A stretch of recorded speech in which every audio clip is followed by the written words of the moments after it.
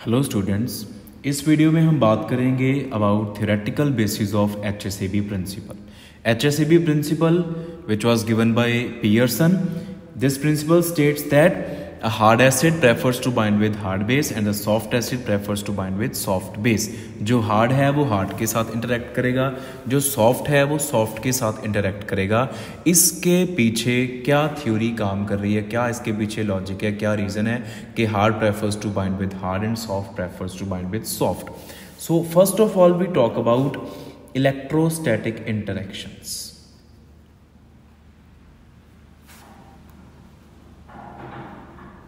ये जो electrostatic interactions हैं, this theory runs behind hard interactions.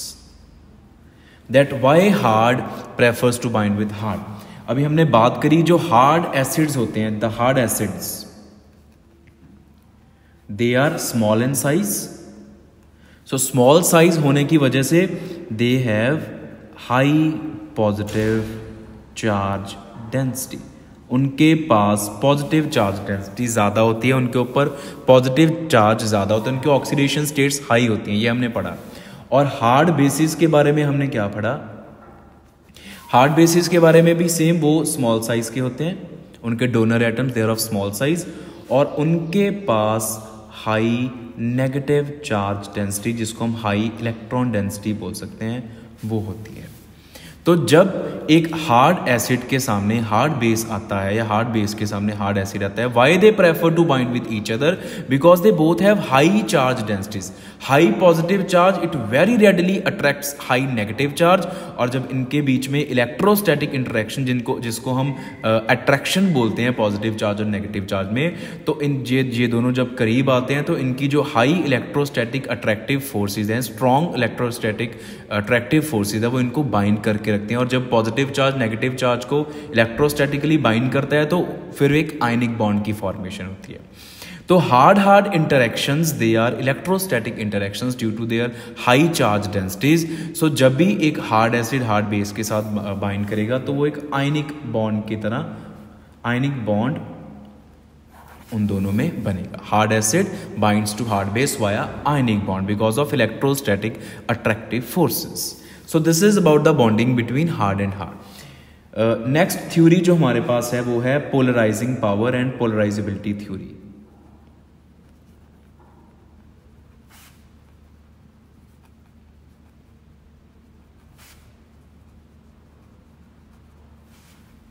The concept of polarizing power and polarizability.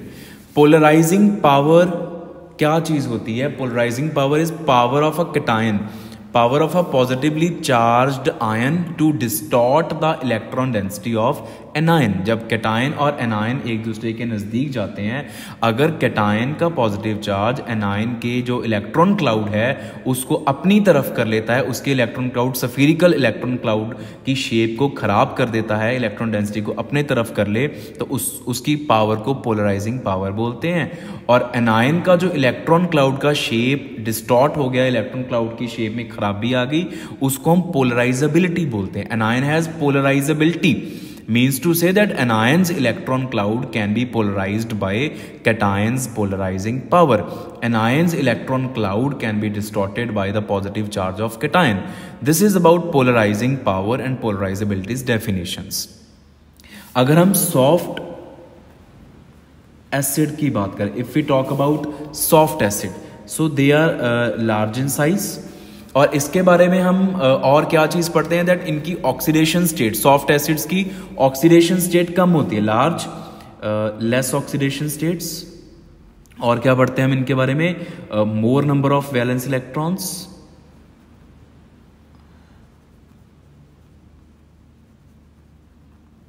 ये इनके फीचर्स हैं. और सॉफ्ट बेसिस के क्या फीचर्स हैं? They are also of large size. और लार्ज साइज होने की वजह से इनके पास क्या, इनकी इलेक्ट्रोनेगेटिविटी कम होती है, और जो वैलेंस इलेक्ट्रॉन्स होते हैं वो न्यूक्लियस से दूर हो जाते हैं, तो वैलेंस इलेक्ट्रॉन्स के ऊपर न्यूक्लियस की होल्ड कम है। मतलब जो वैलेंस इलेक्ट्रॉन क्लाउड है it is far away from nucleus, जिसकी वजह से इनकी पोलराइजेबिलिटी ज्यादा है। They have high polarisability. So जब एक सॉफ्ट एसिड, एक कैटायन किसी सॉफ्ट बेस के पास जाएगा, उसके नजदीक जाएगा, तो क्या होगा कि कैटायन सॉफ्ट बेस के इलेक्ट्रॉन क्लाउड को इजीली डिस्टॉर्ट कर देगा, बिकॉज सॉफ्ट बेस का इलेक्ट्रॉन क्लाउड वो न्यूक्लियस से काफ़ी दूर है, जिसकी वजह से उसकी शेप में खराबी इजीली आ सकेगी।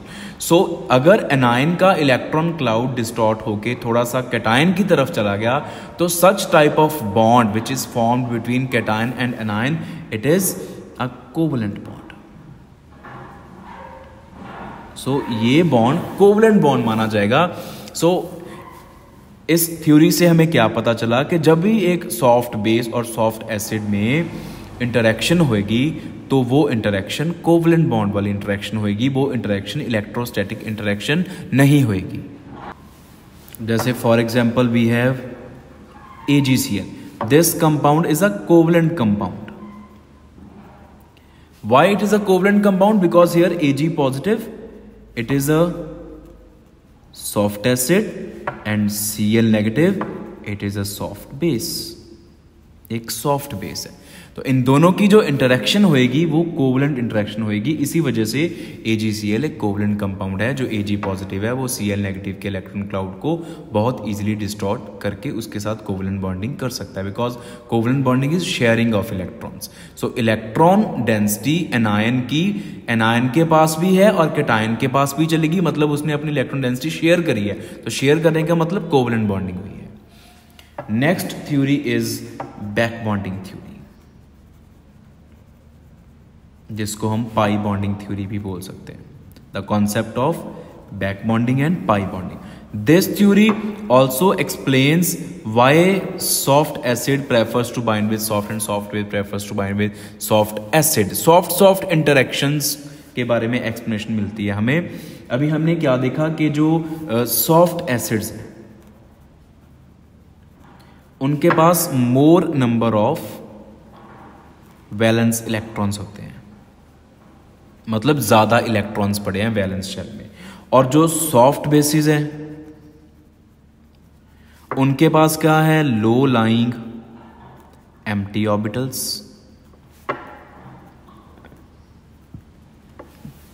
एम्प्टी ऑर्बिटल्स हैं और कम एनर्जी वाले। तो बैक बॉन्डिंग का कॉन्सेप्ट क्या होता है कि लाइगेंड पहले अपना इलेक्ट्रॉन पेयर मेटल को देगा, मेटल के पास अगर इलेक्ट्रॉन ज्यादा हैं तो मेटल वापस से लाइगेंड को इलेक्ट्रॉन्स बैक बॉन्डिंग के थ्रू देगा। मतलब this is donation of electrons from metal to ligand, and this happens when metal has extra electrons and ligand has empty orbitals.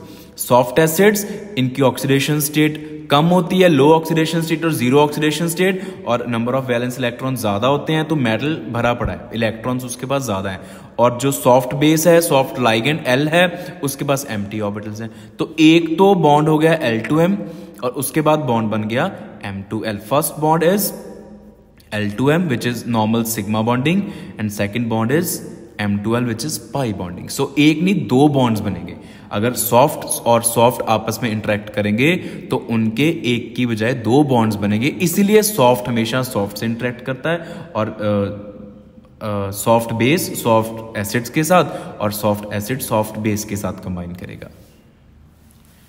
And the next concept which explains again hard interactions, it is electronegativity concept, the concept of electronegativity and electropositivity. So इस concept के accordingly या in general हम ये बात करते हैं कि अगर किन्हीं दो एलिमेंट्स की इलेक्ट्रोनेगेटिविटी की वैल्यू कंपेरेबल हो, they preferably bind to each other. अगर इलेक्ट्रोनेगेटिविटी कंपेरेबल हो या इलेक्ट्रोनेगेटिविटी की वैल्यू मैच करती हो तो उनका जो बॉन्ड है वो इजीली बन जाता है, वो एक दूसरे के साथ बाइंड करने की टेंडेंसी रखते हैं। अभी जितने भी हमारे पास हार्ड एसिड्स हैं, they are of small size,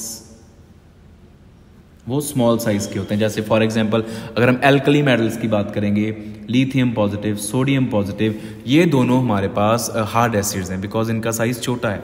और अगर हम ग्रुप में नीचे नीचे जाते हैं, lithium, sodium, potassium, rubidium and caesium, तो डाउन द ग्रुप जब हम जाते हैं तो रेडियस, एटॉमिक रेडियस या आयनिक रेडियस इंक्रीज करता है, जिसकी वजह से इलेक्ट्रो पॉजिटिव करेक्टर इंक्रीज करेगा और इलेक्ट्रोनेगेटिविटी डिक्रीज करेगी down the group always. So lithium positive, Na positive, they are having more electronegativity. Ka positive, Rb positive, Cs positive, they have comparatively less electronegativity. ये इनकी electronegativity ज़्यादा है, इनकी कम है। और दूसरी तरफ, और ये है भी hard acids, they both are hard acids, we know। और दूसरी तरफ अगर हम hard bases की बात करें, they are also of small size, donor atoms इनके स्मॉल होते हैं एंड हाई इलेक्ट्रोनेगेटिविटी, ये इनके बारे में हम पहले ही पढ़ चुके हैं कि that they are the donor atoms of high electronegativity. जैसे फॉर एग्जांपल अमोनिया या amines, they are hard bases because of a small size of donor atom. Nitrogen donor atom है और उसका छोटा साइज है और उसकी इलेक्ट्रोनेगेटिविटी भी हाई है। और जैसे कि मैंने अभी बताया कि अगर इलेक्ट्रोनेगेटिविटी सिमिलर हो कॉन्सेप्ट, इस कॉन्सेप्ट के अकॉर्डिंगली, फिर उनकी बाइंडिंग स्ट्रांग रहेगी, वो एक दूसरे के साथ बाइंड करने की इच्छा रखेंगे।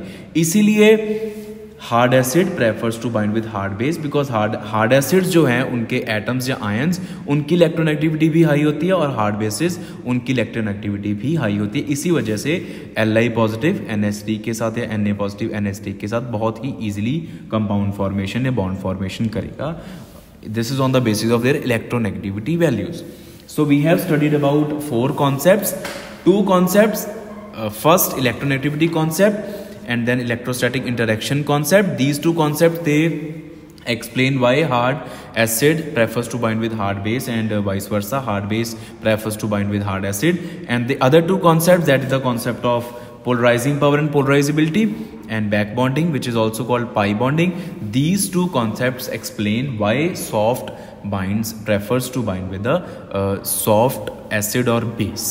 सो इसको इस तरह से भी लिया जा सकता है, आपको इस तरह से भी क्वेश्चन पूछा जा सकता है, why hard interactions are ionic in nature and soft interactions are covalent in nature. तो इन 2 कॉन्सेप्ट्स में इस बात के बारे में हम डिटेल डिस्कशन कर चुके हैं। Thank you.